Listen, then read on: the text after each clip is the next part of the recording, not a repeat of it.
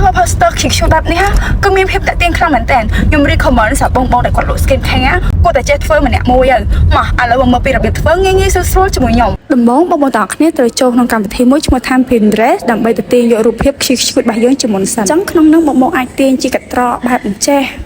បែបដូចខ្ញុំអញ្ចេះក៏បានបែបណាក៏បានដែរដែលបងទាំងអស់គ្នាស្រឡាញ់ហើយចូលចិត្តបន្តមកទៀតបងសូមចូលក្នុងកម្មវិធី AI ឈ្មោះថា ChatGPT បន្តមកទៀតបងសូមចុចសញ្ញាបូកនៅគៀនកន្លែងត្រង់នេះពេលនោះនឹងចេញបែបនេះបងសូមចូលទៅកន្លែងរូបភាពរបស់យើងពេលនោះនឹងចេញអាល់ប៊ុមរូបភាពឲ្យយើងបោះជ្រើសរើសបែបនេះហើយរូបភាពដែលបងទាំងអស់គ្នាត្រូវជ្រើសរើសទី1រូបភាពដែលបងជ្រើសរើសពី Pinterest មុនហ្នឹងរូបភាពកត្រកដែលយើងបានទាញមុនហ្នឹងហើយកត្រកហ្នឹងទោះបីជាក្នុងហ្នឹងមាន skin care គេក៏ដោយយើងកុំបារម្ភចាំបងទាញរូបកត្រកហ្នឹងមួយហើយរួមទាំងរូបភាព product របស់យើងមួយបងទាំងអស់គ្នាចង់ដាក់រូបភាពផលិតផលបងទាំងអស់គ្នាមួយណាក៏បាន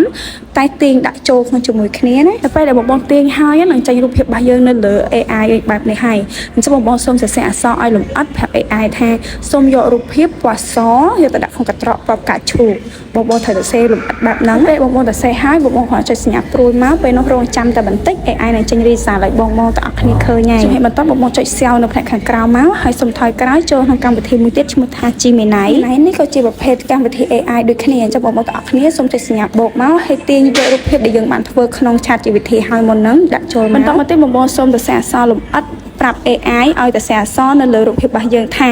ចុងខែអញ្ចឹងអស់ហើយបិសែលប្រើនៅបងភ្លេចបញ្ជាក់ប្រាប់ AI ថាសូមបែបខ្ជួតផងណាចុងក្រោយបងឲ្យចុចសញ្ញាព្រួយនៅផ្នែកខាងស្ដាំដៃរងចាំតែបន្តិចនឹងចេញ result ឲ្យយើងបានឃើញបែបនេះហើយស្អាតអត់បងបើស្អាតកុំភ្លេចទៀតសាក់ធ្វើម្នាក់មួយណា